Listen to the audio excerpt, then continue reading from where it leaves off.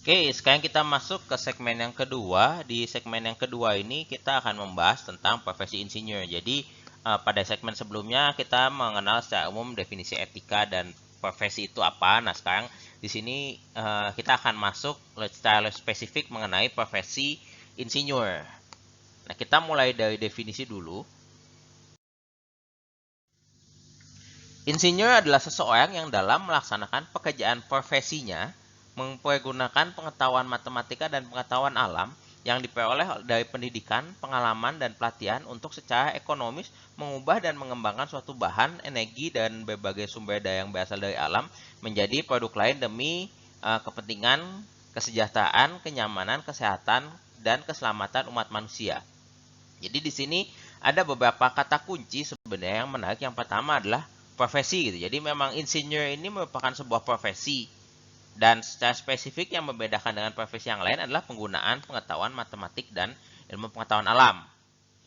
Bagaimana didapatkannya? Bisa dapat dari pendidikan, pengalaman atau pelatihan. Jadi si kualifikasi kemampuannya nanti yang mengevaluasi adalah organisasi profesi, tapi pendidikannya bisa kemampuannya bisa didapatkan dari pendidikan, pengalaman dan pelatihan.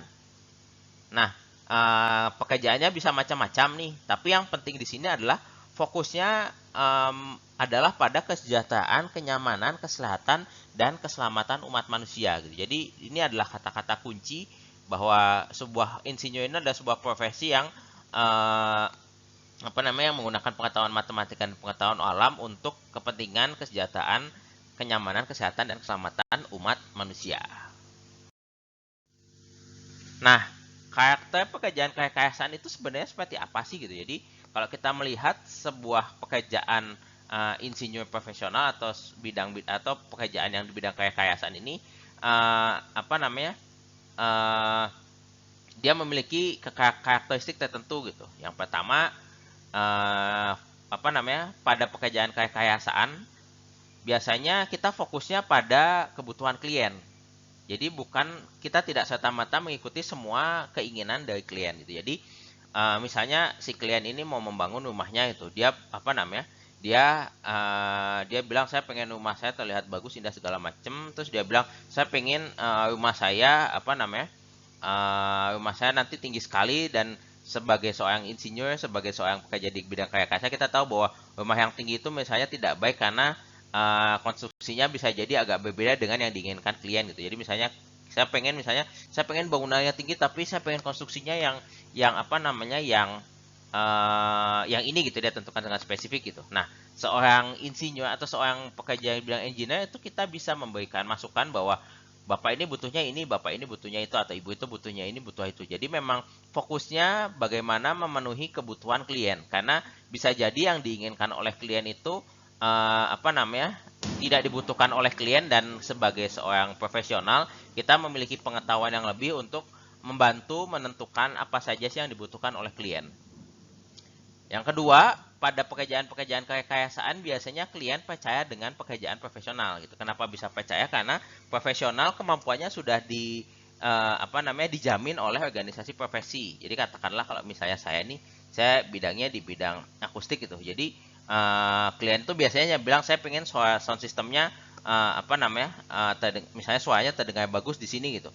Nah, pendekatan caranya itu bisa jadi macam-macam, dan kita sebagai insinyur memiliki kewenangan untuk memilih caranya gitu. Jadi makanya ada aspek kepercayaan klien terhadap profesional yang mengerjakan di bidang itu. Lalu pekerjaan kekayaan itu memiliki prioritas pada hajat hidup orang banyak dan bukan keuntungan pribadi gitu. Jadi yang membedakan antara pekerjaan kekayaan dengan pekerjaan yang lain, kalau pekerjaan profesional yang lain bisa jadi dia urusannya hanya satu orang. Jadi misalnya saya punya dokter gitu, dia fokusnya hanya kesembuhan si dokternya saja gitu, atau misalnya psikolog fokus hanya pada satu klien untuk satu pekerjaannya. Tapi semua pekerjaan kekayaan itu pasti menyangkut hajat hidup orang banyak. Misalnya kita bekerja di bangunan, kita bekerja di aspek kekayaan yang lain, tapi impactnya pasti akan berurusan dengan orang lain gitu. Jadi memang prioritasnya adalah bagaimana kita memberikan pekerjaan kita itu bermanfaat bagi banyak orang. Dan satu lagi yang penting adalah pekerjaan kita itu prioritasnya karena mengurusi hajat hidup orang banyak, kita harus mengesampingkan keuntungan pribadi yang kemungkinan kita bisa dapatkan pada saat kita mengambil keputusan.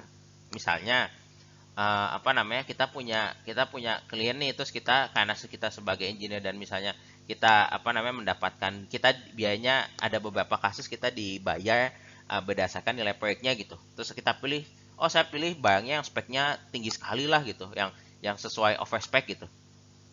Ya memang kalau pada kejadian itu ya kita keuntungan pribadinya akan meningkat gitu, tapi apakah si overspec itu akan baik gitu untuk untuk nantinya pengguna ruangannya gitu. Jadi memang memang pertama penting adalah kita bekerjanya sangat sangat sangat menyangkut hajat hidup orang banyak, dan pada beberapa kasus kecelakaan-kecelakaan di bidang kaya-kayaan itu bisa menelan korban banyak orang sekaligus. Misalnya ada bangunan yang roboh atau misalnya ada jembatan yang roboh, itu pasti korbannya banyak.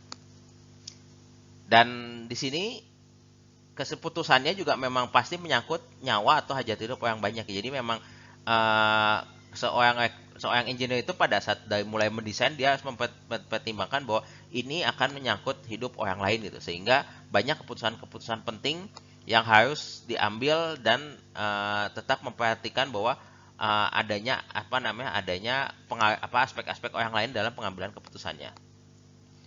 Salah satu karakteristik lain dari pekerjaan kaya-kayaan adalah biasanya pekerjaannya kompleks. Jadi solusinya juga macam-macam. Jadi biasanya kalau kita bekerja di bidang kaya-kayaan, kita pasti bekerja sama dengan orang lain. Agak berbeda misalnya dengan dokter kita bisa bekerja sendiri gitu, atau psikolog kita bisa bekerja sendiri. Nah, kalau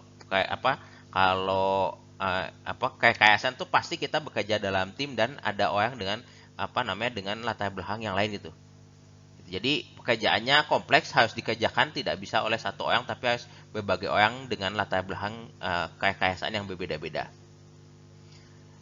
Dan kalau misalnya kita bekerja dengan orang yang berbeda-beda, akan di dalamnya akan terdapat keputusan yang saling berkaitan gitu. Jadi misalnya saya mengubah desain A ini.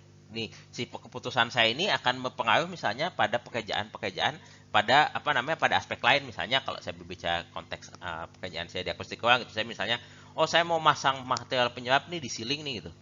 Nah, pada saat masang material penyerap di ceiling, keputusan saya akan harus berdiskusi dengan orang sipil, karena saya harus menanyakan apakah kuat nih misalnya si ceilingnya saya berikan material penyerap dengan beban berapa gitu. Saya juga harus berdiskusi juga dengan desainer interior untuk melihat apakah secara estetis keputusan yang saya ambil itu bagus atau tidak gitu.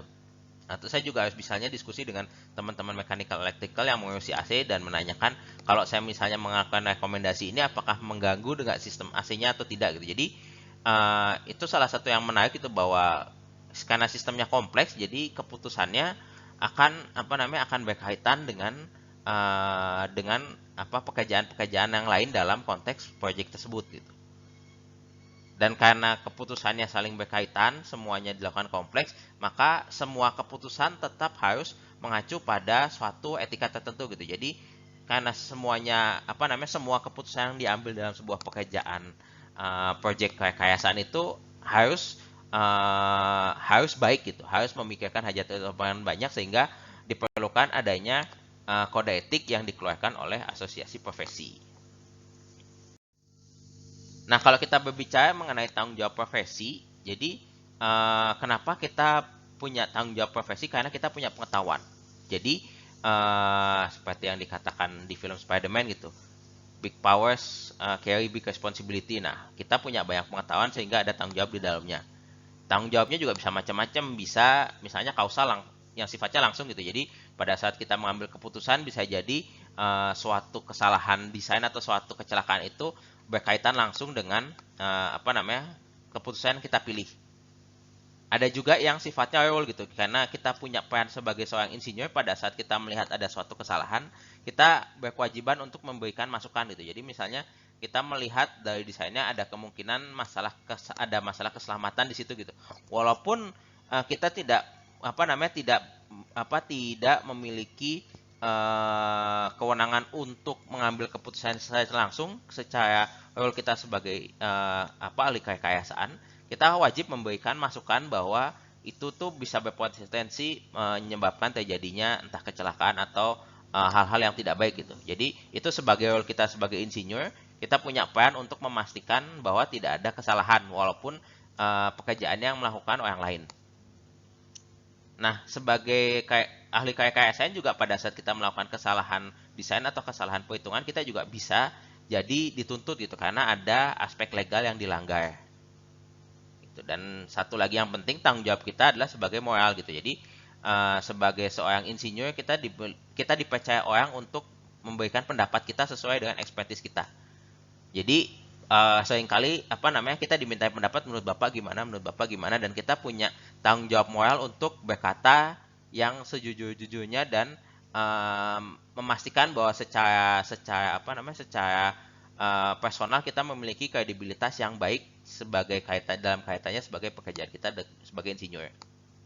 Dan karena sebagai insinyur kita harus fokus pada aspek kesejahteraan, kenyamanan, kesehatan, dan keselamatan umat manusia. Gitu. Dan salah satu hal yang biasa terjadi di dalam bidang profesi insinyur ini adalah pada saat kita menerima pekerjaan, kita harus tahu kapasitas diri kita. Kapasitas diri kita itu kita sampai mana, dan seorang insinyur harus bertanggung jawab terhadap pekerjaannya, dan apabila dia tidak memiliki kapasitas untuk melakukan pekerjaan, dia berkewajiban untuk melemparkan pekerjaan ke orang yang lebih kompeten dalam melakukan pekerjaan itu gitu. Karena bisa jadi kalau dipaksa diambil, bisa jadi terjadi sebuah kecelakaan atau hal-hal yang tidak diinginkan di masa yang akan datang. Oke, itu tadi sedikit materi terkait dengan profesi insinyur. Terima kasih, sampai berjumpa di segmen selanjutnya.